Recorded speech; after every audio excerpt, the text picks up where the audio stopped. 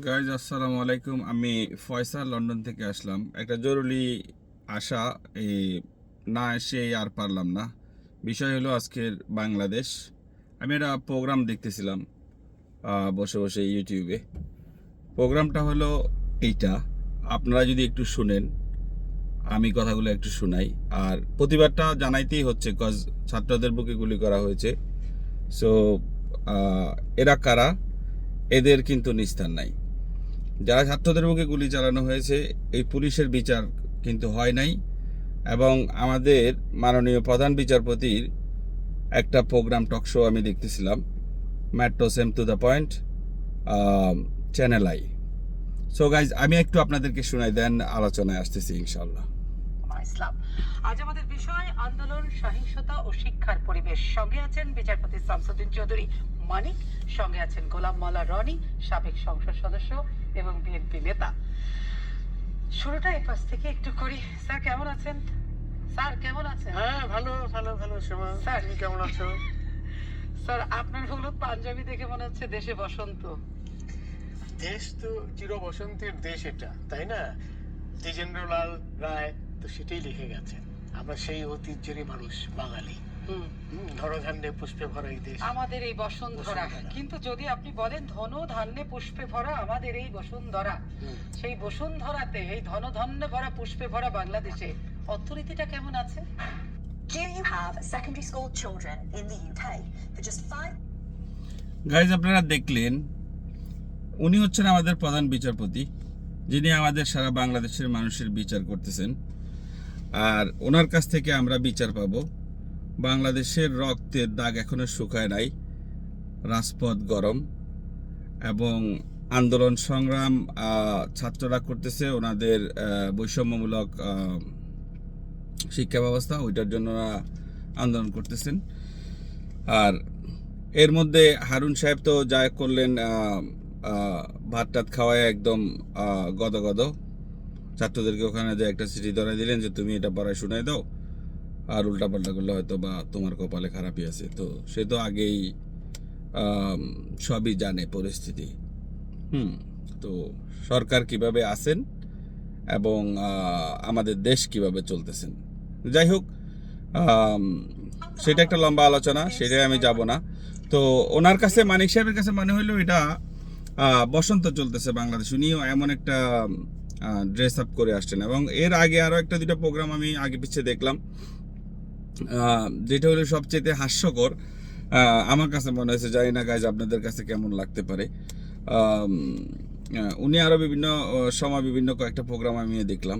তো উনি ডাইরেক্ট রাজাকার বলে আন্দোলনকারীদের। তো আন্দোলনকারী এবং দুষ্কৃতিকারী, তো দুষ্কৃতিকারী কি 2, 4, 5, 10 জন 20 জন হইতে পারে, লক্ষ লক্ষ মানুষ না। হ্যাঁ, লক্ষ লক্ষ মানুষ না। সো এরকম ঠাট্টা মশকরা করার কোনো মানে হয় না।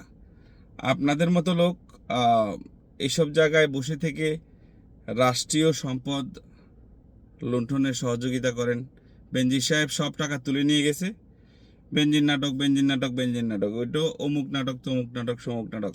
তো এইসব নাটক দেখে তো মানুষের জীবন এভাবে চলে না, আর একটা রাষ্ট্র এভাবে চলে না। আপনাকে কিছু কথা না বললেই নয়, মাননীয় বিচারপতি। আপনি মনে হচ্ছে জাতির সাথে তামাশা করতেছেন। আপনার কথাগুলো যদি আমি আর একটু শোনাই জাতিদেরকে, মানুষ এখানে দেখে যা আপনাকে কমেন্টস করবে, আপনারা কি কমেন্টসগুলো পড়েন না? যতগুলো ইউটিউবে আপনারা প্রোগ্রাম করেন, এই যে metro same to the point আপনারা প্রোগ্রাম করতেছিলেন, ওখানে লিখছেন, আপনারা একটা অনলাইন জরিপ তো আপনারা দিতে পারেন, একটা অনলাইন ভোটিং তো দিতে পারেন। দিয়ে দেখেন না আপনাদের জনপ্রিয়তা কোথায় গিয়ে ঠেকছে। করাপ্টেড সব তো আপনারা এক জায়গায় বসে আছেন। হ্যাঁ, আপনারা সব করাপ্টেডরা একই জায়গায় বসে আছেন। সবাই একজন আরেকজনের সাথে অনলাইন বেজে ডাটাবেস সিস্টেম মেনটেন করে আপনারা দেশ চালাচ্ছেন।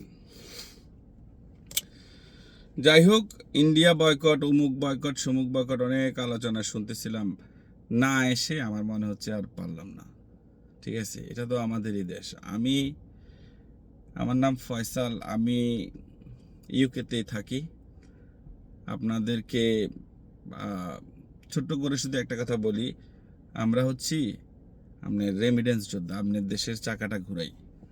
ঠিক আছে, আমার ট্যাক্সের টাকায়, আমার রেমিডেন্সের টাকায় আপনার দেশের পুলিশের বেতন হয়, অনেক কিছু আপনার দেশের শ্রমিকের বেতন হয়। কি পাইছি দেশ থেকে সেটা বড় বিষয় বলে এইখানে আলোচনা করতে চাই না। সো গাইজ লেটস সি, আমার ভিডিওটা তো লম্বা হয়ে যাচ্ছে, কারণ জানি না, ওইখানে তো অনেক কথা না বললেই নয়। প্রধানমন্ত্রী বলতেছেন এটা কি বলে, হেলিকপ্টারে করে পানি ছিটাচ্ছেন আগুনের জন্য, আর আমরা দেখলাম সবাই, পৃথিবী দেখলো সবাই গুলি করলো হেলিকপ্টার থেকে। হ্যাঁ, একটা বাবার করে একটা শিশু মারা গেল, গণহত্যা হইল ঢাকা শহরে। তো এগুলা তো আসলে কোনো সভ্য দেশের সভ্য সরকারের কাম্য নয়। প্রথম গুলি কে চালাইলো? পুলিশ চালাইলো। লাঠি সোটা হাতে, মানিক সাহেব এই প্রোগ্রামে বলতেছে লাঠি সোটা হাতে, বা এর আগের আর একটা প্রোগ্রামে যদি আমি ভুল না করে থাকি, যাই হোক, উনি বললো কি লাঠি সোটা হাতে যে ছেলেটা গুলি খেয়ে মারা গেল, এর নাম কি জানি, আবু সাইদ ছেলেটা যে মারা গেল, ওর হাতে একটা ছোট্ট লাঠি ছিল ডান হাতে। সে কি করলো, লাঠিটারে উঠাইলো, 2 হাত উঠাইলো। তার মানে কি, সে বুক পেতে দিল গুলি করতে। তাইলে সে বুক পেতে দিল গুলি করতে, পুলিশ গুলিটা চালাইতেই হবে, পুলিশ গুলিটা চালিয়েই দিতে হবে। কয়টা করতে হবে গুলি? পায়ে করো, অন্য কোনো স্থানে করো যেন সে একটু ভয় পায়, দূরে সরে যায়। ন রাবার বুলেট ছোড়ো, ন গুলি করে দিতে হবে রাইফেলের। কি আশ্চর্য! এটা দেখার পরে আসলে কোনো মানুষ, তার মধ্যে যদি দেশপ্রেম থাকে, তার মধ্যে যদি দেশের মানুষের জন্য কোনো মায়া মমতা থেকে থাকে, হোয়াটএভার, আমি বাংলাদেশে যাচ্ছি না, আমি হয়তো বা যাবো না, ঠিক আছে, বা আমার প্রয়োজন মনে করতেছি না বাংলাদেশে। পৃথিবী কত দেশ আছে, কত দেশে যেতে পারি, বাংলাদেশে কেন যাব? আচ্ছা, গেলাম না বাংলাদেশে, তখন আমার কাছে তো সরকারের প্রত্যেকটা ব্যক্তি সমান, আমি সমালোচনা যে কারোর জন্য করতে পারি, ঠিক আছে, যেহেতু আমি দেশের নাগরিক। আচ্ছা, আরেক পরিচয় হইল, আমার কাছে একটা মুক্তিযোদ্ধার নাতি আছে, ঠিক আছে, একটা মুক্তিযোদ্ধার নাতি বাবা আমি। সেই দিক থেকেও তো আমি দেশের সরকার থেকে শুরু করে যারা দেশ চালাচ্ছেন, যত করাপ্টেড আছেন, আমি আলোচনায় আনলে পালানোর জায়গা থাকবে না, ঠিক আছে, আলোচনায় আনলে পালানোর জায়গা থাকবে না। সো আলোচনায় আনতে চাই না, আলোচনা সমালোচনা করতে চাই না, কারণ এটা কোনো আপনারা দেশ এভাবে কি চালাইলে চলবে? আচ্ছা, বুঝলাম আর কি, আপনারা ক্ষমতাটা ছাড়তে ভয় পাচ্ছেন, আপনাদেরকে জনগণ হয়তো বা সিল্লি করে খাই ফেলতে পারে। জানি না জনগণ কিভাবে খাবে। তো ইতিমধ্যে আমার কাছে মনে হচ্ছে অনেক মানুষ কথা বলতেছে, এখন সময় এসেছে কথা বলার। 100 টাকার জিনিস 200 টাকা হইলে জনগণ তো কথা বলতেই হয়, কোনো উপায় তো নেই। আমরা তো বিদেশ থেকে রেমিডেন্সরা পাঠাচ্ছি, আপনারা ব্যাংকে ক্যাশ ডলারটা রিসিভ করতেছেন, এরপরে আপনাদের মন খুশি মতো আমরা চ্যাটার মাল আবদুল্লাহ, আমরা সবাই রোডে ঘুরি, জনগণের কি আইলো জেলো, চাইল 1 বস্তা, ডাউল 1 বস্তা, তেল 2টা, এগুলো দিয়ে কোনো রকম জনগণের ভিডিও করে দেখাইতেছে পলক সাহেব যে হ্যাঁ আপনারা তো সব পাই যেতেছেন গা। হ্যাঁ, তো ধান্দাবাজি কি আর বলবো। আর আমি চলের যাই মানিক সাহেবের একটু দেখাই, ভিডিও লম্বা হইলে আমার কিছু করার নাই, কারণ আমার মনে হচ্ছে কথাটা বলা উচিত। সো গাইজ, যার কাছে ভালো লাগে আমার আলোচনা শুনবেন, লাইক কমেন্ট দিয়ে সাথে থাকবেন, এবং এসব দুর্নীতিবাজ, চোর বাটপার, ব্যাংক লুণ্ঠনকারী এবং বিদেশে টাকা পাচারকারী, এদেরকে তো কোনোভাবেই ছাড় দেওয়া যাচ্ছে না। উনি আমাদের ডিএল রায়ের কবিতা শোনাইতেছেন। ডিএল রায় কবি কি বলছে, অমুক জনে কি বলছে, গুণজনে কি বলছে, একটু শুনতে থাকুন। আপনার ঈশ্বর তোমার মির্জাফরও জন্মেছে, মীর কাসিমও জন্মেছে, জগৎ শেঠও জন্মেছে। শুধু 2 ধরনের মানুষ ছিল আমাদের দেশে। এখানে নেতাজি সুভাষচন্দ্র বসু, বঙ্গবন্ধু শেখ মুজিবেরও জন্ম হয়েছে, আবার ঠিক মোস্তাক জিয়ার মতো মানুষেরও কিন্তু এখানেই জন্ম হয়েছে। এখানে উনি জিয়াউর রহমানের নামটা সুন্দরভাবে নিল না। কেন নিল না? কারণ উনি বুঝাই দিচ্ছে ওনার কাছ থেকে, জিয়া রহমানকে যত মানুষ ভালোবাসে, সে তাকে অপছন্দ করে, তার এমন একটা অ্যাটিটিউড ছিল। তো ওনার গাইজ আসলে কিন্তু বুঝে নেবেন বডি ল্যাঙ্গুয়েজ বলতে একটা কথা আছে। সো বডি ল্যাঙ্গুয়েজ আপনার আপনার ভিতরের ভাষাটাকে প্রকাশ করাই দেয় যে কোনো মানে সেকেন্ডের মধ্যে। আর আমি বা গোলাম মাওলা রনিকে অনেক ধন্যবাদ দিব, কারণ ওনার অনেক সুনামধন্য মানুষ, অনেক বুদ্ধিমত্তা সম্পন্ন মানুষ, এবং সোজা কথা হইলো পলিটিশিয়ান, সোজা কথা হইলো পলিটিশিয়ান এবং ভদ্র পলিটিশিয়ান, ভালো পলিটিশিয়ান হিসেবেই আমি যতটুকু জানি বা যতগুলো ভিডিও গোলাম মাওলা রনির আমি দেখলাম। যাই হোক গাইজ, আমরা যদি আরেকটু আলোচনায় যাই, এই কিন্তু আমাদের এই বাংলাদেশ।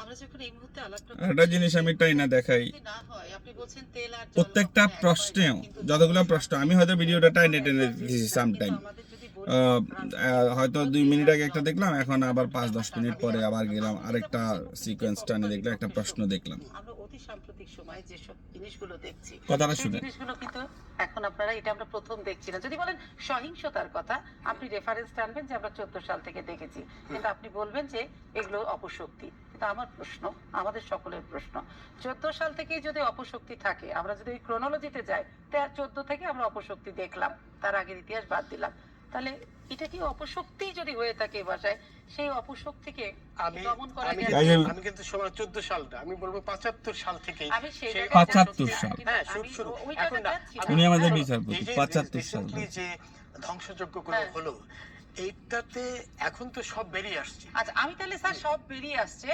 একদম সোজা কথা বলবেন যে ধ্বংসযজ্ঞ হয়েছে, এর সঙ্গে তৃতীয় শক্তি আছে, তৃতীয় আপনি শক্তি বলবেন, নাম স্পেসিফিক করে বলবেন, আমি নাম জামাত স্পেসিফিক- বিএনপি আছে। আমি নাম স্পেসিফিক করে হ্যাঁ। বলি, একদম প্রথম থেকে হ্যাঁ। যেটি কালকে ওই যে নূর যে লোকটি, সে যে একেবারে প্রথম দিন থেকে ছিল, সেটা কিন্তু আজকে সে নিজেই স্বীকার করেছে। নূর যে লোকটি, প্রথম দিন মনে থেকে হয় নূর সে চিনেই না, পরামর্শ নূর দিয়েছিল নূর বিএনপি জামাতকে- নূর যে জামাতকে। লোকটি, সে কয়েক দফা মিটিং উনি আমাদের বিচারপতি। এবং সেই মিটিং চলাকালে সে বলেছে যে দেখেন, আমরা এখন ঢুকবো না, এখন এটা এমন ভাব দেখাবো যে এটি ছাত্রদেরই আন্দোলন, কারণ এখন আমরা যদি মুখোশ খুলে ফেলি তাহলে অন্যরকম হবে। আচ্ছা, সুতরাং আমরা আপনি 7-8 দিন, একজনের নূরের বয়ানটা আপনি দিচ্ছেন তো, হ্যাঁ, কিন্তু নূরের এটি হ্যাঁ, কিন্তু স্বীকৃত বয়ান। এই স্বীকৃত যে- বয়ান আপনি দিচ্ছেন, কিন্তু সবচেয়ে বড় কথা, নূরের স্বীকৃত বয়ান সেটা মানুষের কাছে কতটা গ্রহণযোগ্য, বিশ্বাসযোগ্য, সেটিও একটা বড় প্রশ্ন দাঁড়িয়ে গেছে, কারণ নানান ঘটনা ঘটছে। কিন্তু স্যার আমার প্রশ্ন এটিও না, আমার প্রশ্ন সেটি, যদি জামাত বিএনপি এর সঙ্গে জড়িত থাকে, তার পক্ষে এবং বিপক্ষে যুক্তি আপনি দেবেন যে কেন মনে হচ্ছে এটা জামাত বিএনপি এই অপশক্তি। আমি প্রশ্নটি রাখছি, আমি স্যার এই প্রশ্নে আসবো। গোলাম মাওলা রনি, আপনার কাছে যেতে চাই সেই জায়গাটা। আমি শুরুতেই বলছিলাম এই সংকটে একটা রাজনৈতিক মীমাংসা আসলে হওয়া দরকার কিনা, কারণ জাতি একদম মনে হচ্ছে পক্ষের শক্তি বিপক্ষের শক্তি মুক্তিযুদ্ধের মুখোমুখি অবস্থান, কিন্তু অর্থনীতি থেকে শুরু করে প্রচন্ড সব খাতেই বিপর্যয় দেখা যাচ্ছে, এটা তো চরম সত্য।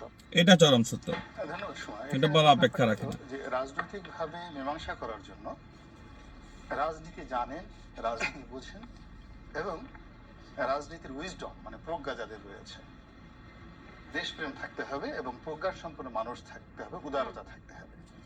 এগুলো তো বই পুস্তকের কথা। বাংলাদেশের রাজনীতিতে সেটা আছে না না আছে আপনি খুব সহজে বুঝতে পারবেন। ইজি। যেমন আওয়ামী লীগের যারা লোকজন, তারা তাদের প্রতিপক্ষকে কি বলে? ওনারা তো জনগণের সেটের ভাল, জনগণ কিছু জনগণের মূল্যায়ন করার কোনো প্রয়োজন আছে বলে ওনারা মনে করে না। খুনি জিয়ার দল, ক্যান্টনমেন্টে পয়দা হওয়া একটি দল, তারপরে হাওয়া ভবন থেকে উৎসরিত হওয়া, হাওয়া ভবন থেকে জন্ম নেওয়া একটা দল। বাংলাদেশে যারা আছে, বিএনপির যারা বড় বড় নেতা, তারা কাজই করে লন্ডন থেকে তারেক জিয়া যে কথাগুলো বলে দেয়, সেই কথাগুলো তারা শুধু পড়ে, রিড করে। এটা বলতেই পারে, এটা তো সে বলতেই পারে। আপনি আইন একটা বানাই, তার একটা আসামি বানাই দিয়ে কবেন তুমি এটা করতে পারবে না, এটা মানুষ বুঝে না। লীগের যারা নেতৃবৃন্দ, তারা মনে করছে তাদের প্রতিপক্ষের মধ্যে রাজনীতির র নেই, পলিটিক্সের পি নেই, খালি ওনারাই বুঝে রাজনীতি। পার্টি এর পুরোটাই, এর মধ্যে খুন আছে, জখম আছে, 71-এর ধর্ষণ আছে, রাজাকার আছে, আলবদর আছে, আর শামস আছে, লেখা নাই, পড়া নাই, দুর্নীতি, সমস্ত কিছু, নফরত নফরত, শুধু ঘৃণা ঘৃণা। এটা আওয়ামী লীগের লোকজন মনে করছে। বিএনপির লোকজন কি মনে করছে? যেটা মানিক সাহেব নিজেও মনে করে, উনি বলছে উনি ছাত্রলীগ করে, দিল্লি থেকে উনি ছাত্রলীগ করতো লন্ডনে। এই দলে যারা উনি করে রাখে, ওনার মতো একটা লোক সব দিল্লি শেখ হাসিনাকে ধ্বংস করার জন্য যথেষ্ট। মানিক সাহেবের মতো একটা লোক মানিক সাহেব যদি টকশোতে না আসতো তাহলে তো বুঝতামই না যে উনি আমাদের প্রধান বিচারপতি, উনি আমাদের বিচার তাদের করে। উপর থেকে আশীর্বাদ নিয়ে যায়। তাহলে ওনার কাছ থেকে দেশের মানুষ কি বিচার পাবে? এই অনুষ্ঠান যদি কেউ একবার দেখে, সে তার কাছে দিন আর চন্দ্র সূর্যের মতো পরিষ্কার ক্লিয়ার। তাদের বক্তব্য হলো যে দেশটা তো এখন বাংলাদেশ নেই, এটি ভারতের অঙ্গরাজ্য হয় হয় এরকম একটা ভাব। এই অভিযোগ তো করে একজন দুজন নয়, লক্ষ লক্ষ লোক। তারা আরো বলে, ভয় দেখায় যেটা একসময় সিকিম হয়ে যাবে। তারা ভয় দেখায় এটা কাশ্মীর হয়ে গেছে, আলটিমেটলি কাশ্মীর হয়ে গেছে। তারা বলে যে এটা হায়দ্রাবাদ হবে কবে। এই যে কথাগুলো বলছে, বলতে বলতে বলতে বলতে যখন রাজনৈতিক নেতৃবৃন্দ সম্পর্কে আসে, তারা কাউকে বলতেছে ও হলো মুরগি, হাইব্রিড মুরগি, ও হলো কাউয়া। মানে এইভাবে তারা এটা হলো রাজনীতিবিদদেরকে সিলেকশন করে ফেলছে এরপরে আরো জনতা। যেসব অশ্লীল প্রাণী আছে, এই প্রাণী নাম দিয়েও এই আওয়ামী বিরোধী শক্তিগুলো বড় বড় নেতার নামের সাথে সাথে ওইগুলো উপাধিগুলো দিয়ে দিয়েছে। তাহলে আপনি দেখুন যে এবং এটা এস্টাবলিশড উপাধি, শক্তিগুলো আছে তাদের সঙ্গে যাই হোক, সবাই জানে, সবাই মানে একজন সবাই জানে এই কথাটা কারে কে কাউকে বলতেছে, খুঁজে পাচ্ছে না, কেন বলতেছে। একজনকেও রাজনীতি করার মতো কাউকে খুঁজে পাচ্ছে না। তাহলে সেখানে রাজনৈতিক মীমাংসা হবে কি করে? তার মানে দেশে কি একটা রাজনৈতিক সংকটকাল চলছে? অবশ্যই কোনো সংকট নয়, এখানে অবশ্যই এখানে সংকটের মহামারী, রাজনীতির দুর্ভিক্ষ চলছে, রাজনীতির অকাল চলছে, এবং লুটপাট চলছে। গণতন্ত্রের যে অস্তিত্ব, সেই অস্তিত্ব নাই বললেই চলে, মানুষ ভোটে দিতে পারে না। সেই গণতন্ত্রের যে ভ্রূণটুকু এই বাংলাদেশে তৈরি হয়েছিল 1971 অসংখ্য ধন্যবাদ রনি সাহেব, আপনাকে। এখন আপনার মতো লোক রাজনীতিতে আসার দরকার আছে, আমি আপনাকে সমর্থন করি। প্রাণ বা শক্তি সম্পন্ন কোন একটা জিনিস আপনি আলোচনা করুন, আপনার সাথে আমি আছি রনি সাহেব। মাধ্যমে এই গণতন্ত্রের যে ভ্রূণটা তৈরি হয়েছিল, এটি এই সময়টাতে এসে এখন আইসিইউতে আছে। তার মানে রাজনীতির একটা তবে আমরা মহামারী চলছে, আপনি বলছেন, এবং যে ভিডিও রাজনীতি বানাচ্ছি যে ব্যবসা, সেটা ওনাদের আলোচনাটা আপনারা শুনতেছেন, পাশাপাশি আমার কথাটা একটু দেওয়াল যেভাবে তৈরি হয়ে আছে, ব্যাকগ্রাউন্ডে এই শুনে যাবেন, আমার আইসিটি প্রবাসী টা ভাইয়েরা এই এবং আইসিটি বাংলাদেশের কিন্তু আমি মানুষেরা। যেটা জানতে চাই, আরেকটু আমি আসছি আপনার কাছে, কিন্তু যেটি হচ্ছে একটা চলমান সংকট আছে। আপনি আজকে হয়তো দেখেছেন যে বিভিন্ন এই সরকারকে জায়গায় সোজা বানাইতে হলে কি লাগবে আমরা জানি। দাঁড়িয়েছে, তাদের দাবি আছে, সেটা আমরা রেমিটেন্সের চাকা না ঘুরলেই মেনে নিল। সরকার এবং কাইট তাদের একটা অংশকে আমরা দেখেছি যে হইতে হসপিটাল বাধ্য। থেকে ডিবি প্রধান যারা আছে, ডিবি তাদেরকে তুলে নিরাপত্তা হেফাজতের কথা বলে নিরাপত্তা হেফাজতে ডিবি ভবন হারুন সাহেবের কথা তো আর বলে কোনো শেষ করা যাবে না। প্রত্যাহার করেছে। উনি এবং ওনার সেই কথা শুরু করলে তো একটা তার ইতিহাস। নিয়েও একটা বড় সমালোচনার ঠিক জায়গা আছে। তৈরি হয়েছে। এটা মন থেকে হারুন দিল না, সাহেব এনজি সাহেবের আজকে আবার তার ভূমিকায় সকলে ডিবি অফিসে দেখা অবতীর্ণ, করেছে আমরা এবং এটাই দেখতে পরিবারের পাই। সকলে বলেছে যে তারা স্বেচ্ছায় কি গিয়েছে, আশ্চর্য। তাদেরকে কেউ অস্ত্র-টস্ত্রের মুখে জিম্মি করে ওই বাচ্চাদেরকে কেউ বলেনি যেটা তোমরা বাধ্য করো। এখন আমরা সমালোচনা করলে আমরা খারাপ হয়ে যাবো, আমরা সমালোচনা করলে আমরা জামাত বিএনপি হয়ে যাব, কার্যালয়ে যে তাদের যে খাওয়ানোর অকপটেই জাতি দেখলো, রাজাকার হয়ে যাব। সেটা একটা জাতির সঙ্গে মশকরা করা হয়েছে। 100% এটা মস্করা ছাড়া আর কিছু না। আমি আফা আপনার শেষ কথার সঙ্গে একেবারে সম্পূর্ণ একমত। আমিও একমত।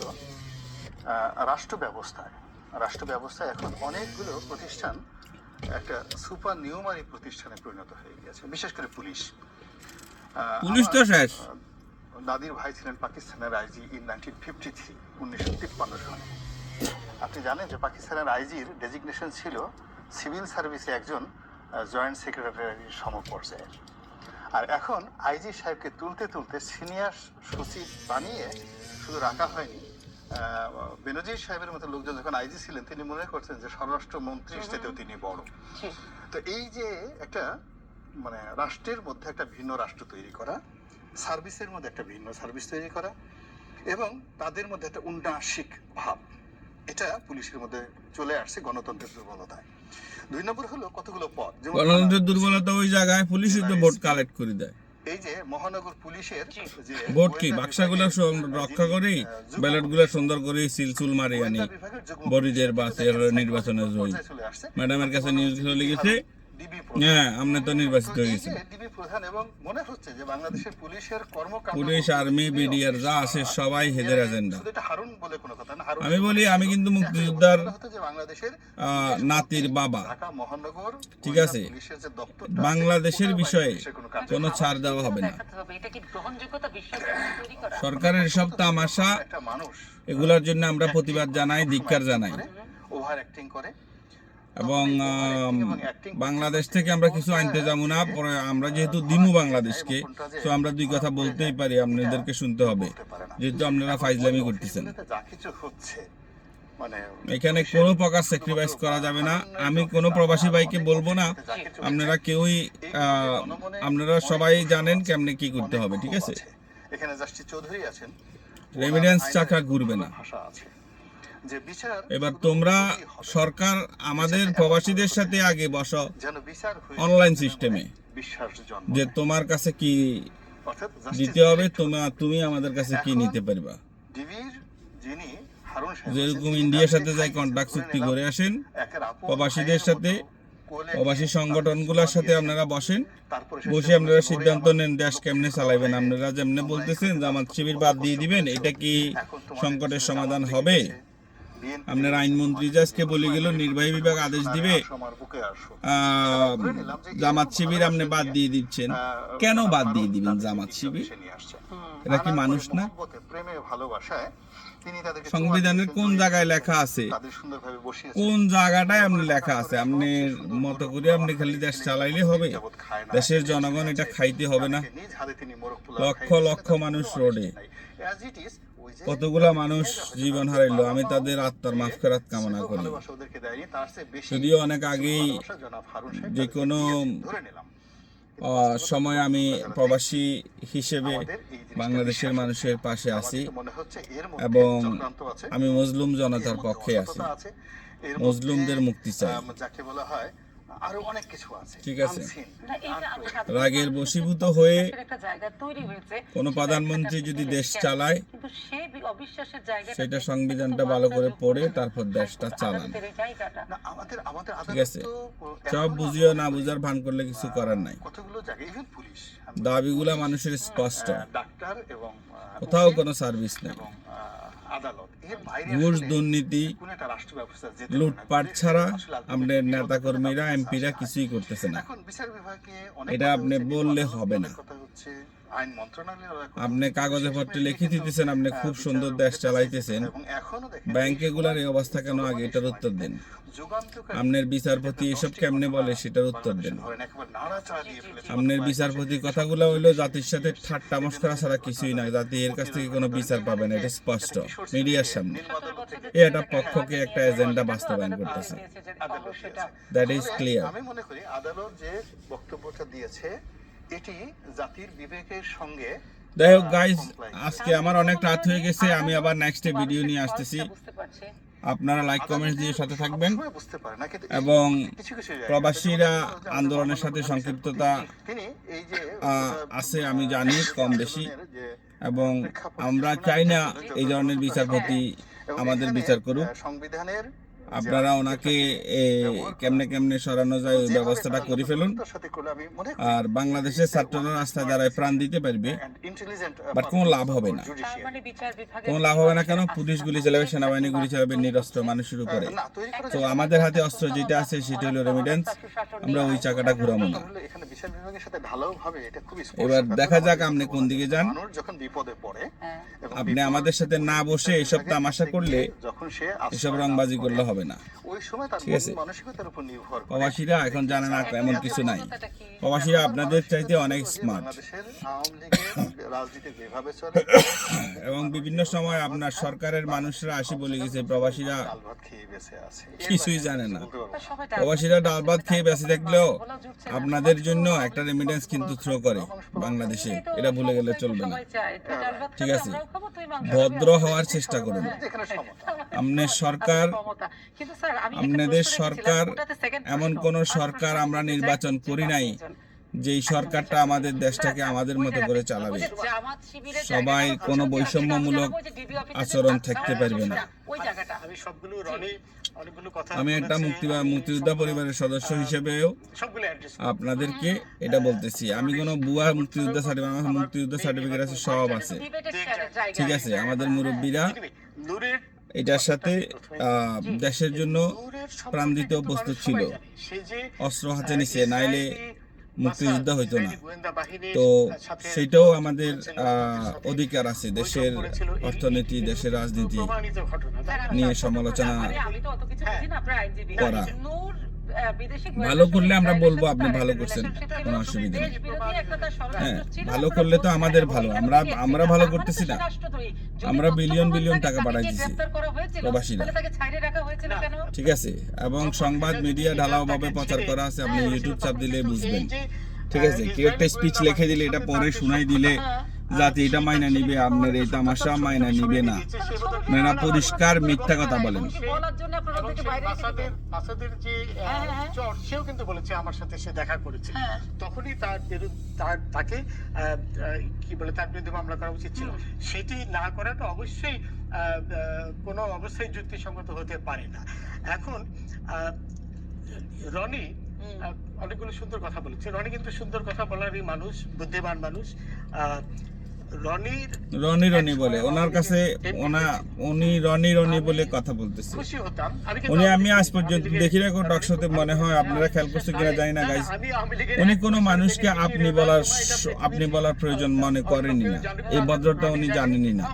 স্যার, এটা আপনি ঠিক আছে, বিশ্বাস করেন উনি না? আপনি বলেন না, উনি তুমি নাম ধরে বলেন। এই অবিশ্বাসের মাঝখানে ঠিক আছে। দাঁড়িয়ে থাকতে হচ্ছিল। বাট এটাও যে একটা স্মার্টনেস, এটাও যে একটা ভদ্রতা, সেটা উনি জানেনই না। জানো না, এটা তো প্রকাশ্য, সবাই জানে। তাহলে সবাই আপনাকে আওয়ামী লীগ বলে কেন? এই শুনেন, সে ছাত্রলীগ ছিল। না, কোন দল করে তো অপরাধ না, স্যার। না, আমি কে বিএনপি করি করলো, না, কে জামাত করলো, আওয়ামী আপনি লীগ দল করলো? করেন, এটা তো অপরাধ না। আমি ছাত্র জীবনে ছাত্রলীগ করতাম, সেটাও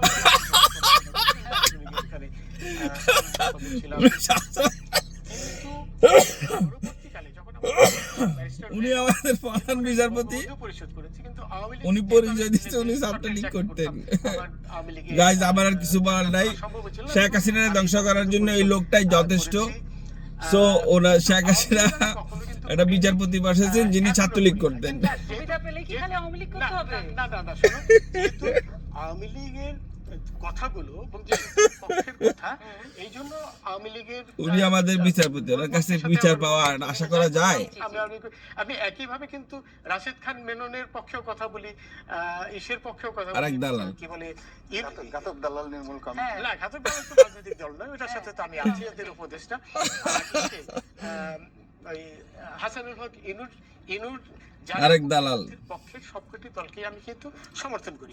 আরেক কুকুর, এটা তো বারান্দা হাঁটে আর কোটি কোটি টাকার কাজ কাম বাগাইলে যাবে লাইবাস, এই দান্দায় আছে। রনির যে এদের তো আসলে টাকার অভাব নাই, এরা তো টাকা কামাই ফেলছে, এখন টাকা সিরিলে যা করার ওনারা তাই করতেছেন, সেই জ্ঞান ভিক্ষা দিচ্ছেন জাতিরে, ভাত খাওয়াচ্ছেন, তামাশা করতেছেন। কথাটি আজকে রাজনীতি গাইজ, আজকের মতো আপনাদের সাথে আল্লাহ হাফেজ। এরে চিনে রাখুন, এই লোকটারে চিনে রাখুন, দলের কাছে এ আমাদের বিচার করে। আর এই সাংবাদিকের কিছু প্রশ্ন আছে, এই অনুষ্ঠানটা আপনারা সময় পেলে দেখে নিন গাইজ। বাট আমার হাতে এখন খুব একটা বেশি সময় নেই, অনেক রাত, আমার এখানে আলো আপনারা দেখতে পাচ্ছেন, আমি গাড়িতে বসে প্রোগ্রামটা দেখতেছিলাম, কথা বলতেছিলাম। তো এই যে চলমান স্যার এই মানিক সাহেব যা বললে আপনারা শুনলেন, আর আমি আরো পরবর্তীতে আরো ভিডিও নিয়ে আসতেছি। আর ওদেরকে ছাড় নয়, আমাদের হাতে একটা অস্ত্র আছে, সেটা হলো প্রবাসী রেমিটেন্সের চাকাটা ওই যারা নাকি দেমনে পিন মেরে একদম। বেনিফিট পেয়েছে, সব আওয়ামী লীগ ইঁদুরের গর্তে পাঠিয়েছে। না, সবাই না, মানে সুবিধা বিচারপতি বলতেছে সব আওয়ামী লীগ পালাইছে। সুবিধাভোগী না, অনেক অনেক সুবিধাভোগী আওয়ামী লীগ ইঁদুরের গর্তে পেরিয়েছে। কিন্তু আমার প্রশ্ন হচ্ছে, একজন তৃণমূল থেকে টপ টু মানে বলে শীর্ষমূল পর্যন্ত আওয়ামী লীগের তো সবাই জনপ্রতিনিধি আছে, ইউনিয়ন চেয়ারম্যান থেকে উপজেলা চেয়ারম্যান, এমপি থেকে 300 আসনের এমপি, সকলেই।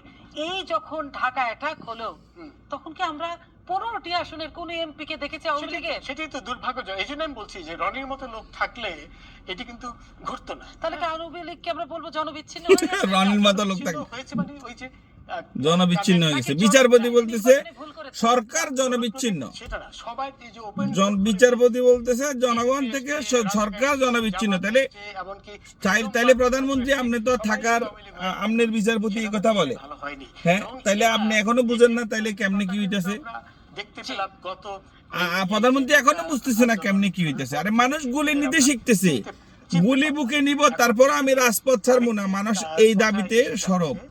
আপনি এটা বুঝতেছেন না প্রধানমন্ত্রী? আপনি বলে 5 ওয়াক্ত নামাজ পড়েন, আপনি বলে তাহাজ্জুদ পড়েন, আমরা সকলেই আপনার এমপি সাহেব শামীম ওসমান উনি 75 রাকাত কি তাহাজ্জুদ না জানি কি পড়ে, তোমরা চাও কোটার বিলুপ্তি, নফল না তাহাজ্জুদ শেখ পড়ে। হাসিনারই নীতি, এবং আসলে আচ্ছা, তো তাই। তো ও 2008 এত ভালো মানুষ, এত ভদ্র মানুষরা আপনারা বিলুপ্ত করেছিলেন। যদি এগুলা দাবি করে কেমনে বলেছিলেন, কেমনে হয় আমার একটু উত্তর কিন্তু দেন। এটা তো সত্য।